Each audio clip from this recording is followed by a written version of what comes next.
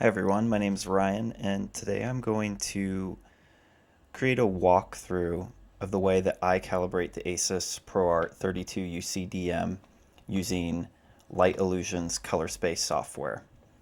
One thing I want to mention before we get started is just that prior to calibration, it's recommended that you let your monitor warm up as well as your probe for at least 30 minutes before calibrating. I've gone ahead and done that already, so we're going to go ahead and hop right in.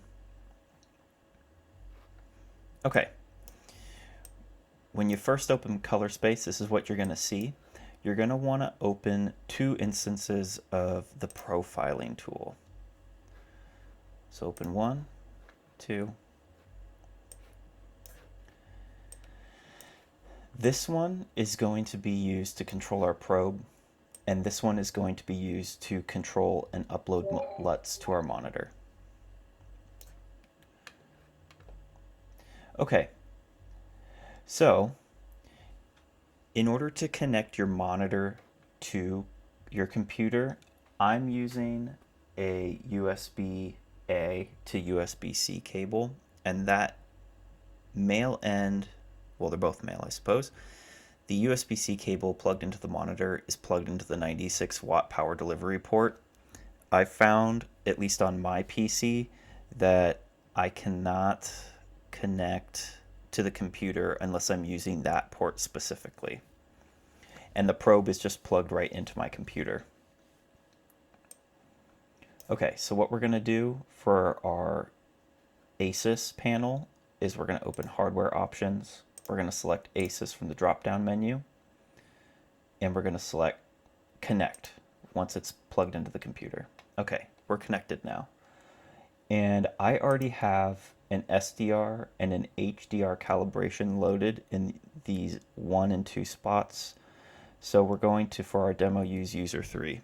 And before you get started, make sure that SDR is selected, because we're going to be doing SDR first, and upload the Unity bypass LUT into that slot so that you clear any LUT data that might be there. And now we're going to set up our probe while that loads.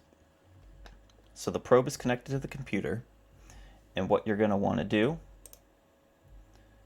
is come to Probe Options and hit Connect. You'll want to select your probe from this menu. I'm using the color checker. Okay, that's connected, and the last thing that we're going to do for the probe is come here to the Hardware tab, and I'm using DaVinci Resolve as an external test pattern generator on my Mac.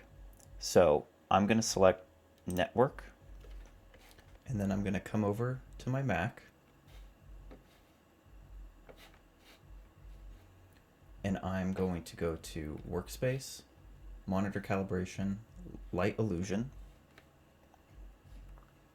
On my PC, now that I have network server selected, I'm going to hit Connect. It's going to show this local address, IP address. And on my Mac, I'm going to type that in.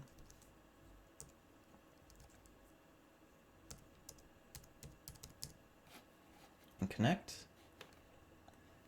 And I show connected both in Resolve and here. Okay. So now we want to go over some of the parameters for our probe, as that's where we're going to be spending most of our time. We're going to be calibrating and targeting Rec 709. Something that's important to note here is this will not affect your calibration at all.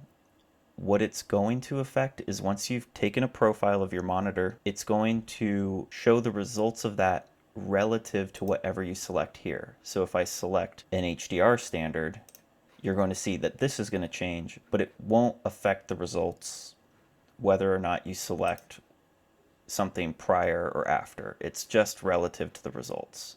It's recommended for OLED panels to set a stabilization time of 1 second by Light Illusion. Okay, my microphone audio cut out, I'm realizing at this point, so now I'm just kind of doing voiceover and following along, so hopefully this isn't too just disjointed, so sorry about that. What I was going over here is that you want to set your test patch area there to 3%, that area that's 3.00.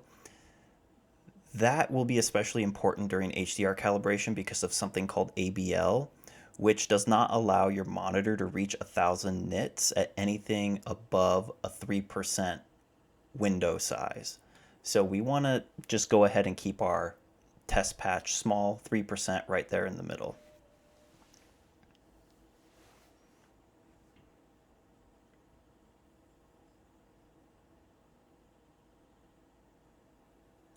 You also want to ensure that your data levels within ColourSpace are set to full, and you also want to make sure that on your monitor they're set to full, and that within DaVinci Resolve in your project settings your data levels are set to full so that everything matches.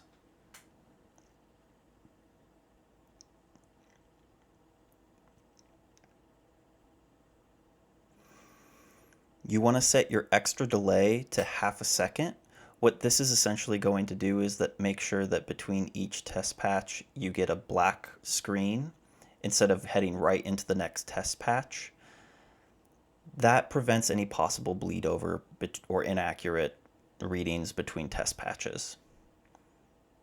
This is also going to come into play with those two other options on the right of this panel, the intelligent integration and the integration time above. I'm going to set mine to 3 seconds, and you can set integration time as high as you want in theory. Technically, higher values for both of these could, in theory, produce more accurate results, but they lead to much longer test times.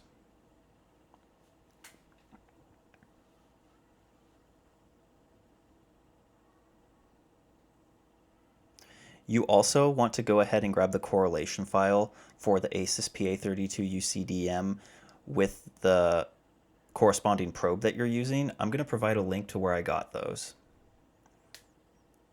And always set your calibration patches to auto. If you forget to do this, you're going to be very annoyed and you'll have to abort your profiling because it won't be sending test patches to the monitor from Resolve.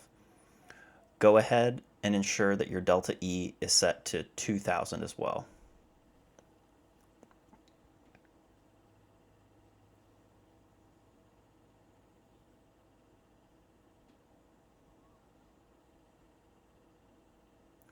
What we're going to do here is in this panel where it says patch color, pull the sliders all the way up till you see values of 255 on your RGB channels, and then hit measure, and that's going to display a white patch on your monitor. This is going to do two things. It's going to read out the actual luminance of your monitor. You can see actual under Y max is 251. And it's going to show you exactly where that patch is sitting so that you can adjust your calibration probe in the event that it's not perfectly centered on your monitor. What you want to do is actually go to the monitor itself, go to the brightness settings, and bring it down till you're at about 100 nits. I would shoot for, and then just keep remeasuring, I would shoot for over 100 nits to be honest, maybe 105, 110. You'll see in this measurement that I did, in the calibration I did, I ended up with a delta E over 1 because I did not overshoot my the max nits that I'm personally mastering for, which is 100 nits in SDR.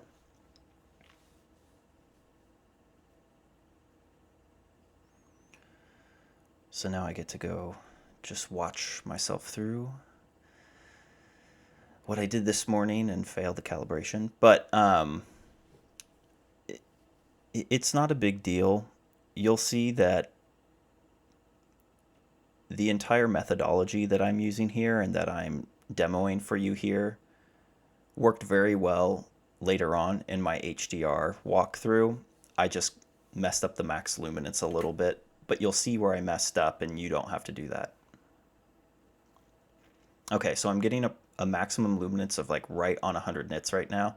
Again, you want to overshoot that by maybe 10 nits. I'm going to go here to my profiling. Now that everything's set up, it's time to profile our monitor in its default state. If you have time, I would choose a cube-based profile. I've used a cube size of 8 and I've gotten pretty great accuracy out of that, but notice that it's 512 frames, whereas the gray ramp is only 36. So it's a huge difference in terms of time. So for the purposes of the tutorial, we're just going to start the gray ramp.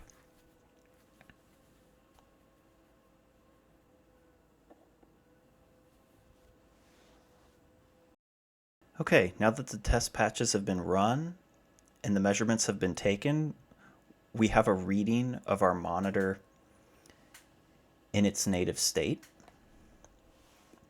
We're getting an EOTF of about 2.4, but a delta E of 40, and that's because when we switched to our HDR profile, just to show you, that HDR profile defaults to a max nits of 10,000.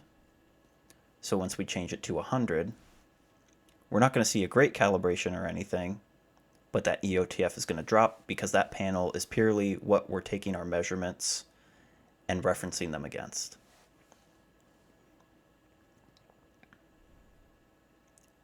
Good EOTF there, but our delta E is definitely much higher than it should be. So we're going to X out of this. And when we do that, we're going to click yes to save. And what we're going to do is open up the LUT Tools panel.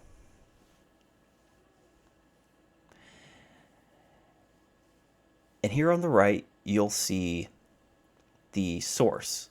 That's what we're going to try and conform our measurements to. Our destination down there, where it says gamut profile, that's going to be the measurements that we just took. So we're going to click on that and we're going to select new 22, which was the name of the profile. That's the most recent one we just took. And then we're going to name our new LUT. I'm just going to call this one SDR. You have your max nits clamp over there. I did not select it this time because I moved our monitor brightness down and measured it manually and got it at 100 nits already. So I wasn't wanting the LUT to clamp it. This is where I made my mistake, I think. I should have used a nit value of about 110 probably to start, and use that limit luminance and max that at 100 to let the LUT creation do its thing. But alas, so we're going to go ahead and create.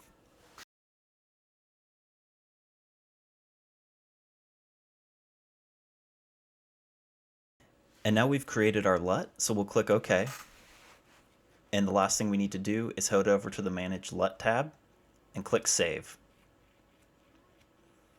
And now we can exit out. We'll go to our profile panel that our ASUS is connected to. You see we're still in our user 3 slot under SDR and the 1D plus 3D LUT load option. And instead of Unity bypass, we're now going to click SDR. That's our new LUT that should calibrate the monitor, and we're going to upload. And while we're uploading, we're going to open up a new profile window, and we're going to just set up our probe like we did before. So we're going to just go ahead and click connect. Once it detects our probe, all of our previous settings should load. We're going to be on network server, and we're going to hit connect. And we'll go to resolve once again and just enter that IP address, or if it's already still in there, you can just click connect in resolve. And you should be all set.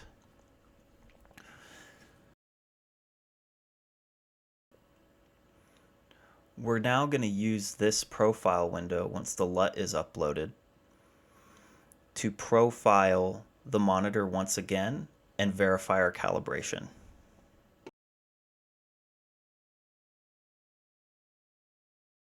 Now that the LUT is loaded, I verified that all our settings were the same.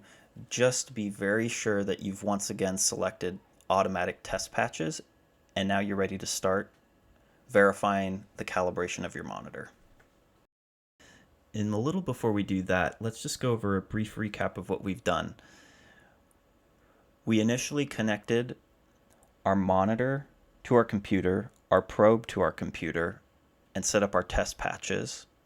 We dialed in our settings, we uploaded the Unity bypass, and selected SDR for the correct user preset of our choice.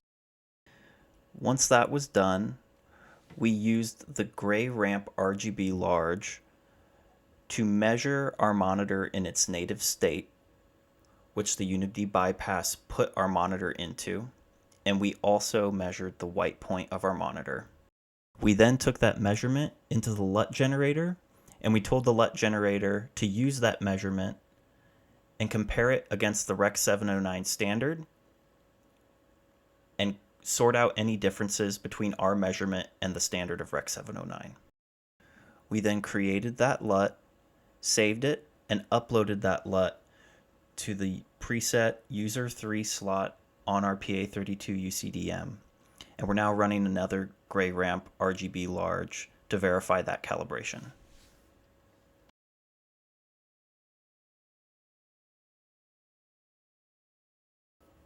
We have now completed the characterization of our what should be calibrated monitor, and we get to see the results.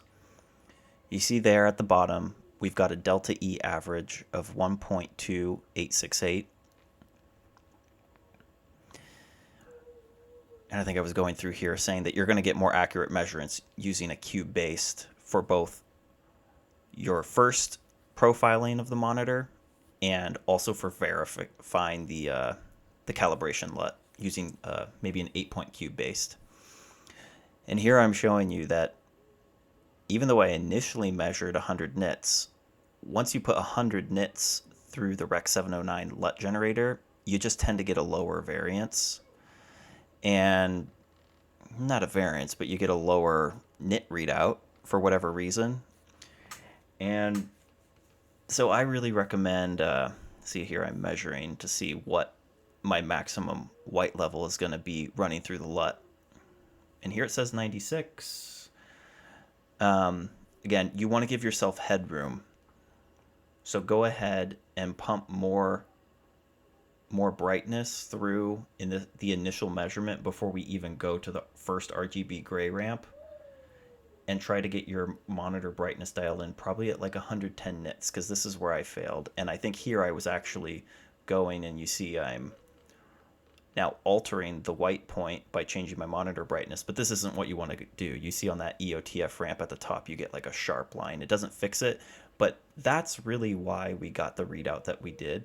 It wasn't necessarily a bad calibration. It was a little user error on my part, but this is the workflow that has gotten me good results. I just probably shouldn't have done that, and I'm a bit over calibrating for the week, so you see the RGB grouping right here is pretty damn good. Like, that wasn't the problem. It was this luminance. So just keep that in mind.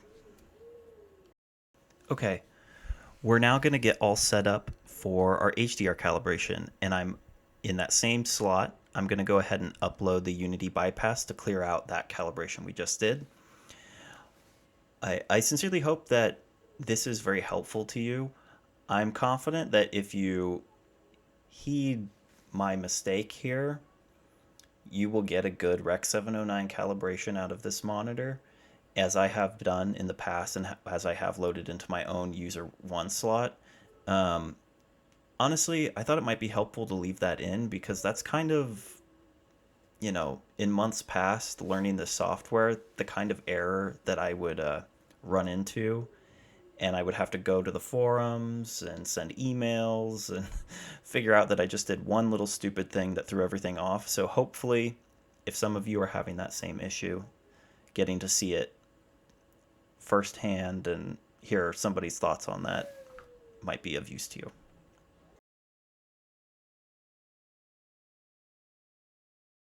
Now that we've uploaded our Unity bypass, there's just a couple special things we have to do for HDR. Select HDR from the brightness setting in user 3. Don't select HDR second. That's for a lower HDR nit standard, probably around, I think it's 600 or 400. HDR is going to be maximum. And on your monitor, you need to go into the brightness settings again and go ahead and move the brightness all the way up to the maximum, which is going to be 400. Now that you've gotten the chance to do all of that, we're going to put our bars all the way up to 255, 255, 255 again, and we're going to run another measurement. We're not going to adjust the monitor's brightness any lower. We just want to make sure we're hitting 1,000 nits. That means that we've set everything up correctly. You could see I was at 1,032. So now a special thing we have to take into consideration for HDR is, even though we're going to be measuring to the ST2084 P3D65 standard, when I click on this, you're going to notice that the target luma is automatically 10,000 nits. That's obviously much brighter than what we're targeting for this monitor, which will be mastering in P3D65 at a PQ curve with a maximum of 1,000 nits. So what we need to actually do to adjust this is create our own custom color space that is exactly the same as ST2084 P3D65, just with a lower nit value of 1,000. Of course, this isn't going to affect our initial profiling, but it definitely will once we go into the LUT cube generation and we don't have an appropriate standard to conform our native display state to. So we're going to go to Tools, Manage. We're going to go to ST2084 P3D65, click on that, and then click Modify. All we need to do here is go to the nits, change it from 10,000, and type in 1,000. Then you can come to the bottom and under Output Name, name it whatever you'd like and click Save. I don't need to save it. I've already created one for myself from previous calibrations, so I'm going to exit out. But you'll see I'll go here, and I'll go to ColourSpace's User instead of Preset, and I'll select the profile that I created at 1,000 nits.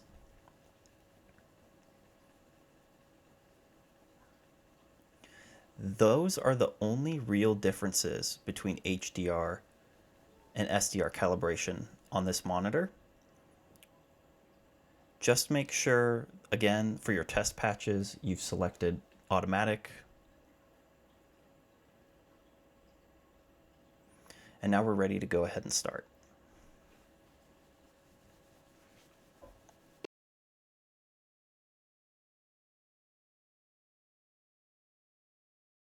Okay, we've gone ahead and we've successfully completed our characterization for our HDR calibration. We did get to reach a max nit brightness of 1,039. So we see that everything completed successfully. This is named New 23, so we're going to exit out and save, go to LUT generation, and in our what we're going to be calibrating to, we need to select our custom color space. For 1,000 nits, that was called New 23, so we're going to select New 23, and I'm going to call this HDR. And in this instance, I am going to use the limit luminance feature and max us out at 1,000 nits. This was the mistake I made in our initial profiling. For SDR, go ahead and try this method for SDR.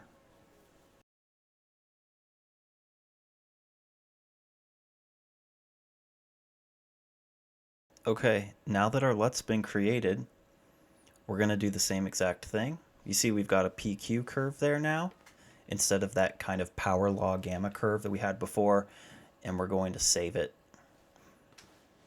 We'll do the same thing again. In our monitor window, instead of Unity Bypass, we'll upload HDR this time.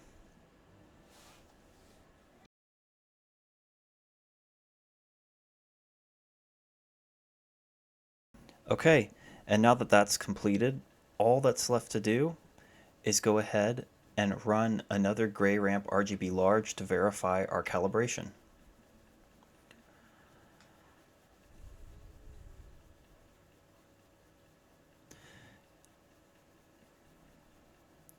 And just make sure that your target luma is in fact 1,000. It should be because of your custom color profile, but just ensure.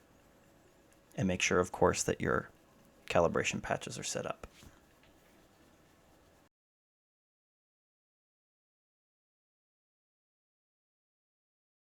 All right, our verification was complete. I'm not gonna lie, that was very satisfying to see how tightly that adhered to the PQ curve that we set up.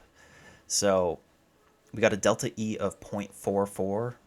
That shadow RGB balance is a little suspect, and it is a bit of an issue on OLED monitors, I believe. But I mean, still, this is a very good calibration.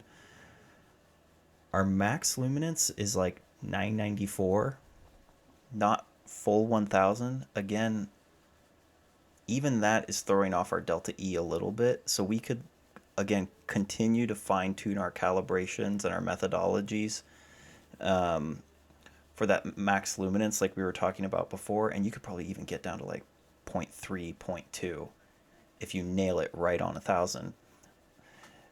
You'll also just get far more accurate results and probably dial in that full 1000 nits if you do a cube based, both for your initial profiling in the display's native state as well as for the verification of the calibration LUT. So I hope that this is able to help any colorists out there who picked up this monitor to calibrate it. It's been a great monitor for me.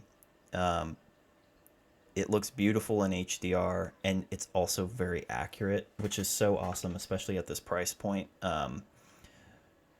Feel free to leave any questions in the chat, or I am not a Twitch streamer. I don't know why I said that. Feel free to leave any questions in the comments, and yeah, I'll do my best to answer them, and I'll drop a bunch of resources that I've referenced along the way learning about this, so that you guys can also lay your own beautiful eyes upon them. And yeah, hope you got something out of this. Thanks.